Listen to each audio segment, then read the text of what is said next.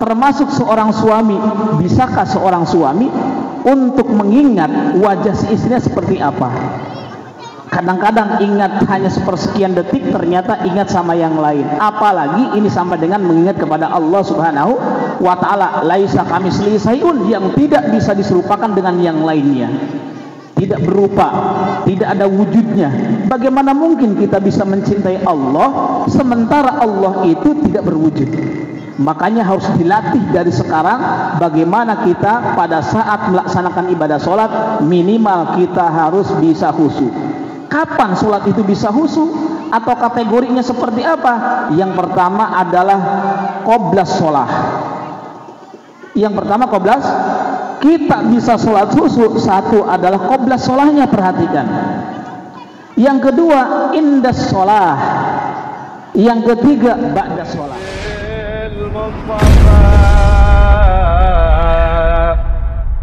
بلغ مقاصدنا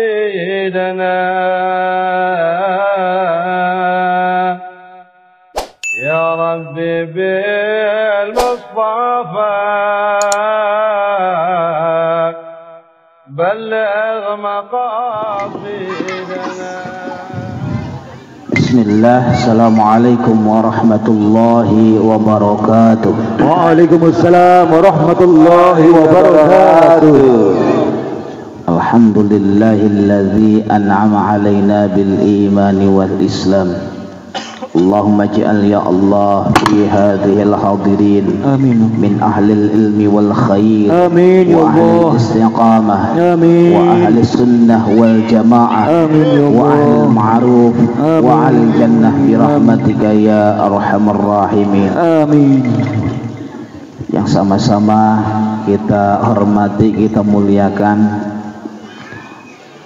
pimpinan majelis Ziyadatul Khair, para asatiz DKM, hujjaj wa hujjah, bapak-bapak, ibu-ibu yang mudah-mudahan dirahmati oleh Allah Subhanahu wa ta'ala. Mari kita untuk senantiasa setiap hari, dari hari ke minggu, dari minggu ke bulan, dari bulan ke tahun, kita senantiasa untuk tadarruk atau untuk meningkatkan kualitas dan kuantitas keimanan dan ketakwaan kita kepada Allah Subhanahu wa ta'ala. Karena orang yang paling beruntung dan orang yang paling bahagia adalah orang yang diberikan usia yang panjang oleh Allah dan usianya itu dimanfaatkan di jalan ketaatan kepadanya. Orang yang rugi adalah orang yang diberikan umur yang panjang oleh Allah, tetapi umurnya adalah bukan untuk ketaatan kepadanya, tapi justru sebaliknya adalah untuk berbuat durhaka kepadanya. Mudah-mudahan kita senantiasa diberikan usia yang panjang dan barokah. Amin ya Allah. Bekal untuk menghadapi kepada kehidupan yang sebenarnya. Untuk menghidupi keluarga kita biar barokah. Amin. Kita berharap, berdoa semoga keluarga kita diberikan keluarga yang sakinah mawaddah rahmah. Amin ya Allah. Anak kita dijadikan anak yang waladun aw waladatun salih aw salihat. Amin. Kita diberikan harta yang barokah dan melimpah. Amin. Sehingga kita bisa pergi ke kota Mekah dan memiliki halaman yang wah. Amin. Amin ya rabbal alamin. Garansi kita masuk surga atau tidak ada dua hal. Yang pertama adalah karena rahmat Allah. Surga neraka adalah hak prerogatif Allah. Tidak ada satu makhluk pun yang mampu memvonis si A masuk surga, si B masuk neraka. Tidak ada. Ini adalah hak prerogatif Allah. Kita ngandelin dari sholat, kayaknya masih jauh. Sholat kita masih ada di alam gaib. Kalau kita membayangkan wajah suami, kalau si istri membayangkan wajah suami 1 menit saja, kayaknya nggak ada yang sanggup. Baru 10 detik udah kebayang anak kita, berikutnya udah kebayang tetangga kita, berikutnya udah kebayang utang kita, berikutnya udah kebayang yang akan nagih sama kita. kita nggak mungkin bisa fokus untuk melihat sosok suaminya dalam batin. Termasuk seorang suami, bisakah seorang suami untuk mengingat wajah si istrinya seperti apa? Kadang-kadang ingat hanya sepersekian detik, ternyata ingat sama yang lain. Apalagi ini sama dengan mengingat kepada Allah Subhanahu wa ta'ala. Laisa kamitslihi syai'un, yang tidak bisa diserupakan dengan yang lainnya. Tidak berupa, tidak ada wujudnya. Bagaimana mungkin kita bisa mencintai Allah sementara Allah itu tidak berwujud? Makanya harus dilatih dari sekarang bagaimana kita pada saat melaksanakan ibadah sholat minimal kita harus bisa khusyuk. Kapan sholat itu bisa khusyuk atau kategorinya seperti apa? Yang pertama adalah qoblas sholat. Yang pertama qoblas, kita bisa sholat khusyuk, satu adalah qoblas sholatnya, perhatikan. Yang kedua indas sholat. Yang ketiga ba'das sholat. Kalau kita uraikan panjang banget. Yang pertama adalah qoblas sholat.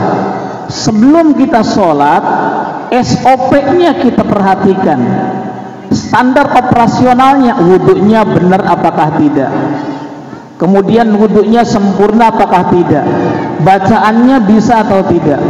Walaupun memang kita tidak hafal bacaannya, minimal ada niatnya di dalam diri kita. Kita kalau misalkan sudah tua disuruh ngapalin doa wudhu, sekolot baheula mangana jampe wudhu, naon cenah jampe nang ngumbah leungeun ka tuhu. Kita nggak tahu, itu tidak akan pernah menjadikan seseorang itu tidak sah wudhunya, tetap sah walaupun memang tidak hafal jampe wudhunya, bacaan wudhunya. Yang penting adalah niat pada saat wudhu itu. Minimal pada saat niat, ketika kita tidak hafal niat bacaan Arabnya, dengan bahasa kita sendiri juga bisa. Niat saya wudhu karena Allah, boleh.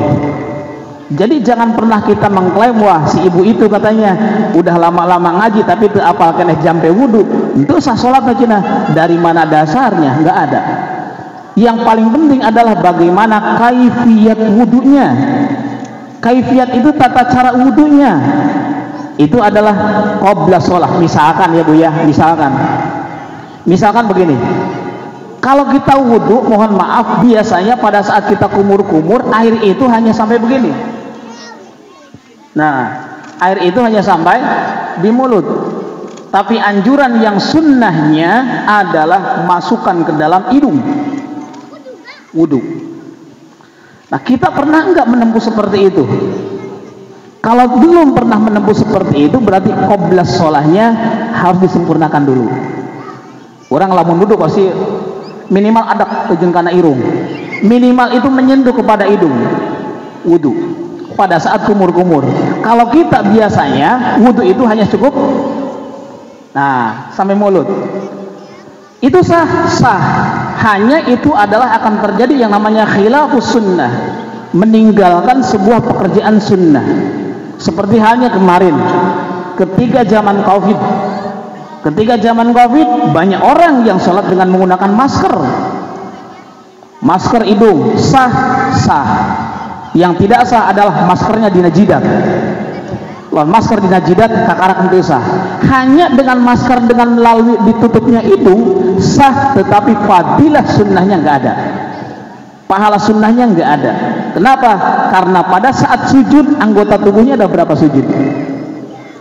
Anggota sujud ada berapa? Ada 7. Anggota sujud ada 7. Satu adalah jidat. Yang kedua nih, 2 telapak tangan.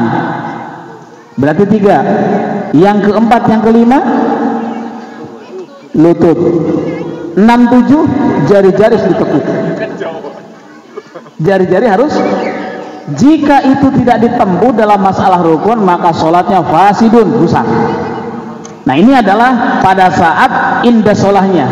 Tapi kalau kita bicara kembali kepada qoblas sholat, sebelum sholat, supaya sholat kita khusyuk, banyak sekali yang harus ditempuh.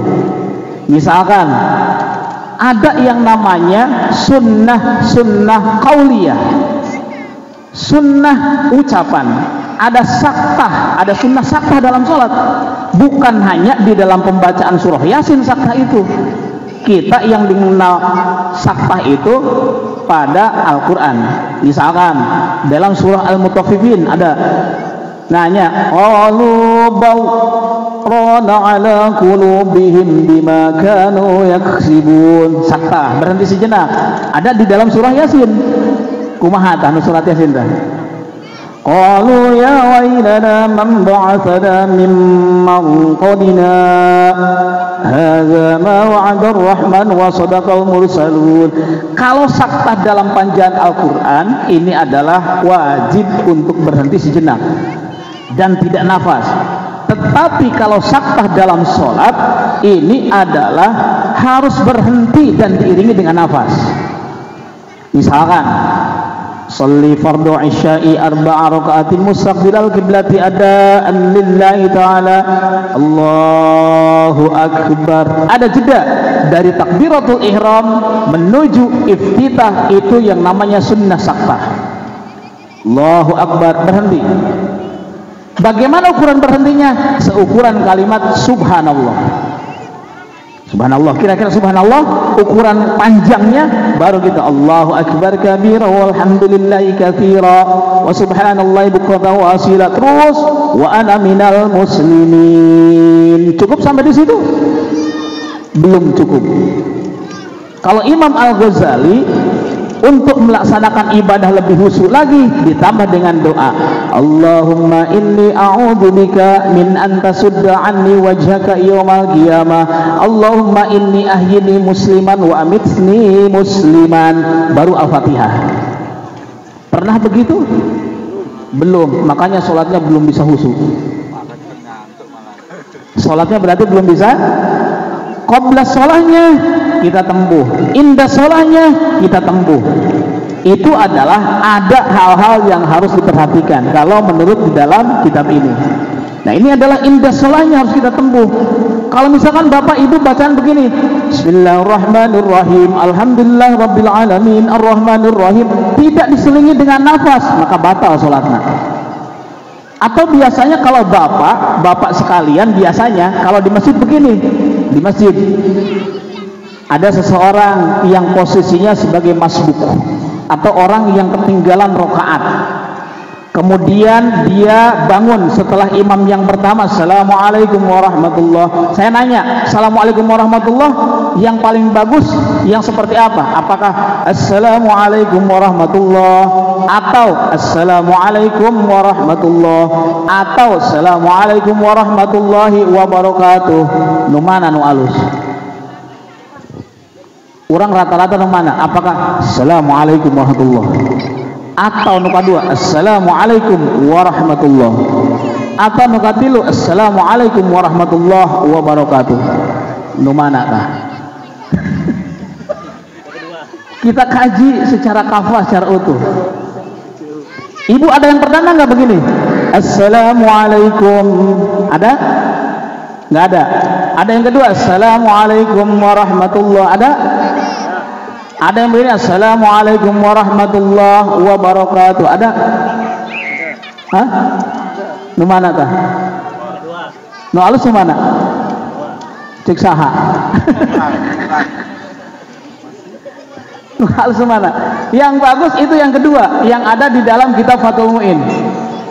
Dalam kitab Fathul Mu'in begini, Assalamualaikum warahmatullah, pas warahmatullah, Assalamualaikum warahmatullah. Salam ke kanan bacanya apa? Assalamualaikum warahmatullahi wabarakatuh, Allahumma inni as'aluka ridhaka wa jannah. Salam ke kiri, Assalamualaikum warahmatullahi wabarakatuh, Allahumma inni a'udzubika min syakhatika wan nar. Tutup dengan salam, Bismillahirrahmanirrahim, la ilaha illallah rahmanir rahim. Ciumkeun. Pas di tengah-tengah itu dicium. Ulah lila teuing. Wah. Ulah lila teuing, ini nama tabarukan. Tabarukan begitu. Tutup dengan salam boleh, tidak ditutup dengan salam boleh, mau ditutup dengan tangan kita boleh, tidak ditutup juga boleh. Yang tidak boleh adalah mengusap wajah orang lain. Assalamualaikum, itu yang tidak boleh. Bisi parasya hari takene. Nah, ini namanya adalah bagaimana kita untuk mencapai tatanan sholat yang khusyuk pada saat qabla sholahnya, kemudian pada saat indah sholahnya. Misalkan salam, kita kadang-kadang kebanyakan begini, Ibu pernah enggak atau bapak yang lain? Pernah enggak seharusnya pada saat setelah iftitah kita baca Al-Fatihah? Bismillahirrahmanirrahim. Langsung Qul huwallahu ahad. Fatihah ketinggalun. Menang tuh. Hah? Menang tuh. Boleh. Fatihahnya belakangan. Tetapi nanti kudu sujud sahwi. Sujud sahwi itu bukan hanya karena tidak kunut, itu bukan hanya karena meninggalkan sunat abad, tetapi mendahulukan yang rukun, mendahulukan yang sunnah di atas rukun. Sunnah ditilakeun, rukun dipandorikeun, itu kudu sujud sahwi. Al-Fatihah adalah rukun, baca surah adalah sunnah. Bismillahirrahmanirrahim, Allahu Akbar. Tidak beda ya dulu kan ayat di Cibogo ada begini. Di Cibogo untung seorang kiai yang imamnya ketika sholat Idul Adha. Biasanya kalau sholat Id, Idul Fitri atau Idul Adha, ini rakaat yang pertama berapa kali takbir? 7. Rakaat yang kedua 5 kali takbir. Ternyata rakaat yang kedua lupa. Pohonnya kosuma. Setelah bangun dari sujud yang pertama, dari rakaat yang pertama langsung baca Al-Fatihah. Tidak takbir dulu, tidak takbir mursal dulu, langsung Bismillahirrahmanirrahim. Wah, teruskan. Kalau kembali kepada perbuatan sunnah itu batal sholatnya. Misalkan begini, ini saya membahas pas kebetulan kitabnya ini materinya. Misalkan kita pada saat tadi sholat isya, usolli fardhu isya'i arba rakaat mustaqbilal qiblati adlati, Allahu Akbar. Kita lupa enggak baca iftitah, tapi kita langsung baca Al-Fatihah. Bismillahirrahmanirrahim. Alhamdulillahirabbil alamin. Poho, can baca iftitah.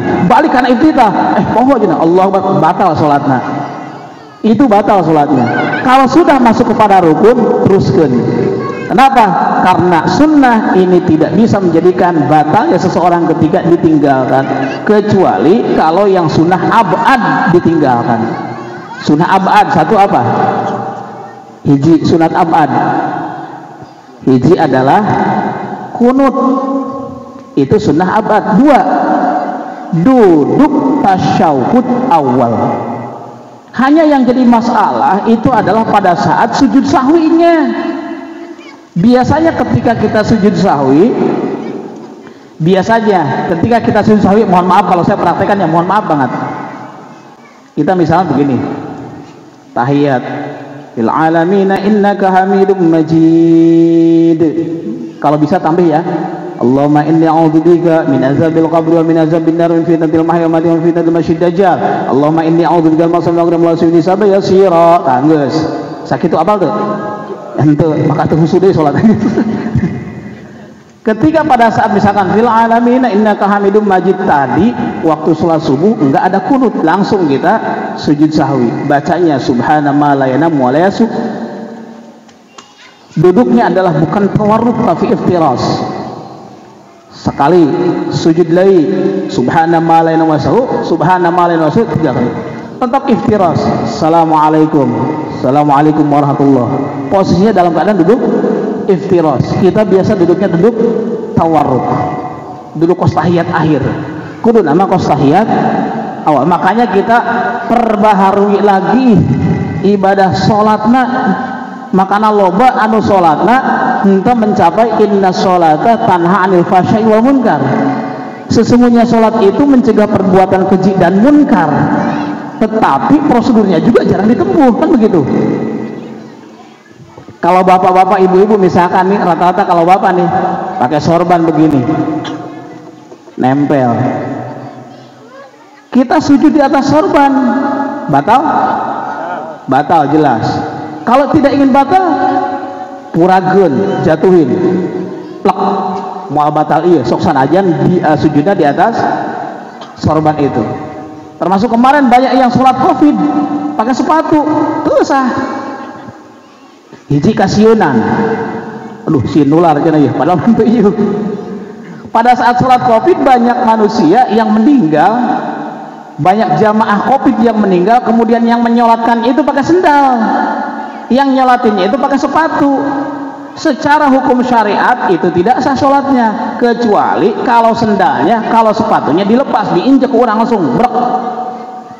Kalau masih kena nempel dina anggota awak orang itu sah, kecuali adalah seorang angkatan. Ada waktunya, namanya kitab Babul Hufayain. Seorang abri boleh, hanya waktunya adalah 3 hari. Sok tingali dina kitab Fathul Qoribna. Dalam keadaan daruroh, dalam keadaan perang, hese muka kaos kaki daripada ketembak manten, geus salah sekalian di sapatuna, silahkan. Dalam waktunya 3 hari. Tuh, itu dalam masalah kajian ilmu fikih. Ibu-ibu jamaah rahimakumullah, maka kita harus perhatikan ketika kita sholat ingin khusyuk. Satu adalah qoblas sholahnya. Yang kedua adalah indas sholah.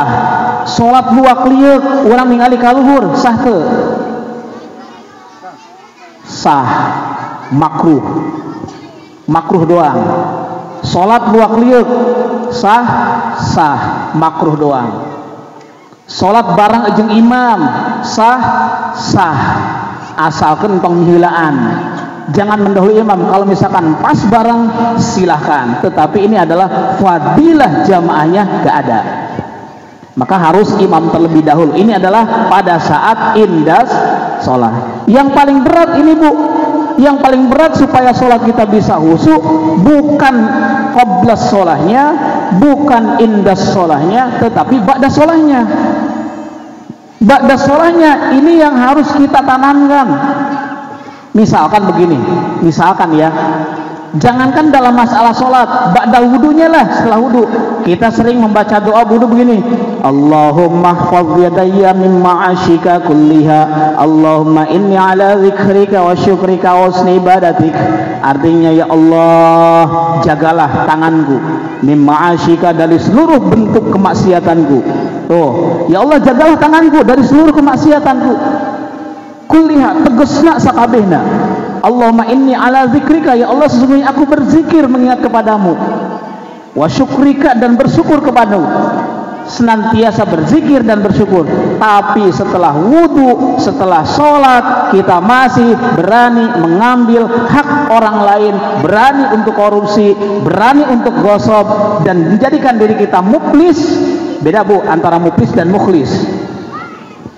Ayam mukhlis, ayam muflis. Kalau mukhlis itu bagus, orang yang ikhlas. Kalau muflis, orang yang bangkrut, pailit. Orang yang bangkrut itu orang muflis. Ketika setelah wudhu, setelah sholat, apakah diri kita sesuai dengan ajaran yang ada di dalam bacaan wudhu itu? Apakah kita senantiasa bersyukur? Kita biasanya kalau bersyukur apabila ekonomi kita tidak ada masalah. Tetapi pada saat ekonomi kita ada masalah, rasa syukur itu agak blank, udah semrautan otak nih. Gimana caranya dapat duit yang banyak ya? Ini berarti otak udah bermain yang tidak baik. Padahal jangankan manusia, cacing saja yang ada di dalam tanah pasti oleh Allah diberi rezeki. Apalagi sekarang fenomena di akhir zaman ini, bangunan masjid semakin megah, isinya semakin berkurang. Bangunan rumah semakin besar dan wah, isinya cuma 1-2 orang anak. Kan begitu. Pendidikan semakin canggih tetapi akhlak semakin merosot. Ini adalah masa-masa yang akan terjadinya multi krisis di wilayah kita. Banyak masjid, banyak musola, tetapi penghuninya nggak ada. Kekayaan semakin melimpah, tetapi sedekah pelit. Ini yang terjadi di zaman sekarang ini. Nah, yang paling berat itu adalah ba'da sholahnya. Setelah sholat kita ngapain? Kita bisa nggak mengamalkan nilai ajaran sholat itu sendiri? Allahu Akbar. Apakah kita hanya tahu artinya Allah Maha Besar, tetapi kita pahami secara utuh? Allah Akbar kabira dalam bacaan Al-Fatihah itu saja. Allah Akbar kabira walhamdulillah katsira subhanallah wa ta'ala. Ada kalimat inni wajhatu wajhiya lilladzi fatara samawati wa muslimah wa ma ana minal. Ada kalimatnya inna sholati wa nusuki. Awas tadi bu, saya sering membaca dan juga mengulang, jangan bacanya inna sholati, awas, jangan pakai tasdid, ini jadi khabar inna. Kalau baca pakai tasdid berarti inna sholata. Inna sholati, bukan inna sholati, tapi inna sholati, bukan inna sholati, tapi inna sholati wa nusuki. Kita biasakan begini, inna sholati wa nusuki. Ganti sekarang, bukan inna sholati tapi inna sholati wa nusuki wa mahyaya wa mamati lillahi rabbil alamin. Itu adalah perkataan sumpah. Inna sholati, sesungguhnya sholatku, wa nusuki, dan ibadahku. Bukan sesungguhnya sholatku, ibadahku, hidupku, matiku karena Allah. Benar ente? Benarkah hidup kita karena Allah? Benarkah mati kita hanya ingin karena Allah? Makanya Imam Ghazali tadi ketika iftitah ditambah doanya begini, Allahumma inni a'udzubika min an tasudda anni wajhaka yaumal qiyamah. Allahumma inni ahyini musliman wa amitni musliman. Tujuannya supaya hidup dalam keadaan Islam, mati pun dalam keadaan Islam. Yang paling berat itu, kita hidup pasti Islam, tapi kita mati belum tentu Islam. Kenapa? Godaannya besar banget kalau mati. Godaannya Masya Allah luar biasa. Di antara selamat atau tidak, itu adalah pada saat proses sakaratul maut. Sakaratul mautnya seperti apa? Makanya Bu, kalau malam Jumat baca Bu begini, Allahumma salli ala ruhi Muhammadin fil arwah wa ala jasai fil ajsad wa ala qabrihi fil qubur. Itu satu. Apa yang kedua? Allahumma salli ala sayyidina Muhammadin nabiyil ummiyil habibil alil qadi jayu alaihi wasallam. Jika kita baca itu satu kali aja Bu, satu hari satu kali, Allahumma salli ala sayyidina Muhammadin nabiyil ummiyil habibil alil qadril jahi wa ala alihi wasallam. Ini kalau kita baca satu kali ketika kita dalam keadaan syakaratul maut, ini dalam riwayat yang diputuskan oleh Ali bin Abi Thalib, Rasulullah akan senantiasa yang membimbing kita, yang mentalkin kita. Sampai dengan proses kita dikuburkan, Rasulullah ikut campur. Cuman kita yang nggak tahu. Allahumma sholli ala sayyidina Muhammadin nabiyil ummiyil habibil alil qadri jahi wa ala alihi wasallam. Ini kalau kita baca satu kali, Rasulullah turun langsung untuk mengurus kita pada saat dari mulai syakaratul maut sampai dengan proses pemakaman. Apa tuh? Pernah dibaca? Pernah. Untung baca satu kali ya Bu ya. Bisa Bu? Bisa? Coba hayo. Bismillahirrahmanirrahim. Allahumma sholli ala sayyidina Muhammadin nabiyil ummiyil habibil ali qadri jahi wa ala alihi wa sahbihi wa sallam. Apa? Untuk kajian. Atau tadi yang kedua, Allahumma sholli ala ruhi Muhammadin. Apa itu? Allahumma sholli ala ruhi Muhammadin fil arwah wa ala jasadihi fil ajsad wa ala qabrihi fil kubur. Apal untuk saya rekaman aja tuh Pak. Cuman permasalahannya daek itu orang ngamalkan minimal satu kali satu hari. Allahumma sholli ala ruhi Muhammadin fil arwah wa ala jasadi fil ajsad wa ala qabri fil qubur. Allahumma sholli ala Allahumma sholli ala habibina ummil habibil alil qadi wa ala wasallam. Eta minimal satu kali kurang dibaca dina sholawat itu. Maka pada saat kita bisa membaca sholawat itu, Rasulullah sendiri yang ikut campur pada saat proses kita dibimbing ketika syakaratul maut sampai dengan pemakaman diri kita. Amin ya robbal daikente. Nah, makanya kan modal kita sebetulnya ke surga cuma dua Bu. Hiji adalah rahmat Allah. Kalau kita kembali kepada cerita awal yang tadi seorang WTS hanya bisa memberikan air minum kepada seekor binatang yang diklaim najis, ternyata oleh Allah diponis ke surga gara-gara mereka omoi dalam masalah pengawasan. Luka dua adalah yang bisa menghantarkan diri kita menuju surganya Allah selain rahmat, yang kedua adalah syafaat Rasulullah. Tidak ada yang lain. Sedekah kita mungkin ada unsur riaknya, ngaji kita karena mungkin ada unsur nggak enaknya atau malunya. Era cina lamun teu ngaji teh batur kararumpu urang henteu. Bisa jadi pos kitu ngan di dieu mah insyaallah henteu. Semuanya adalah lillah karena Allah. Kita berharap rahmat Allah dan juga syafaat Rasulullah sallallahu alaihi. Kita baca sekali lagi salatnya. Bismillahirrahmanirrahim. Allahumma salli ala ruhi Muhammadin fil arwah wa ala jasadihi fil ajsad wa ala qabrihi fil kubur. Allahumma salli ala habibin nabil ummiyi habibi ali Qadri Jahi wa ala alihi washabihi wasallam. Itu saja yang mungkin Al-Fakir sampaikan. Mudah-mudahan kita diberikan keluasaan rezeki oleh Allah sebagai menghadap kepada kehidupan yang sebetulnya. Anak-anak kita dijadikan anak yang soleh, kita dijadikan orang yang ahli ilmu dan juga ahli istiqomah. Kita pertahankan sampai dengan titik dari penghabisan sunniyun syafi'iyun, mazhabnya Imam Syafi'i yang berdasarkan ahlus sunnah wal jamaah. Hadanallahu ajma'in. Assalamualaikum warahmatullahi wabarakatuh. Waalaikumsalam warahmatullahi wabarakatuh.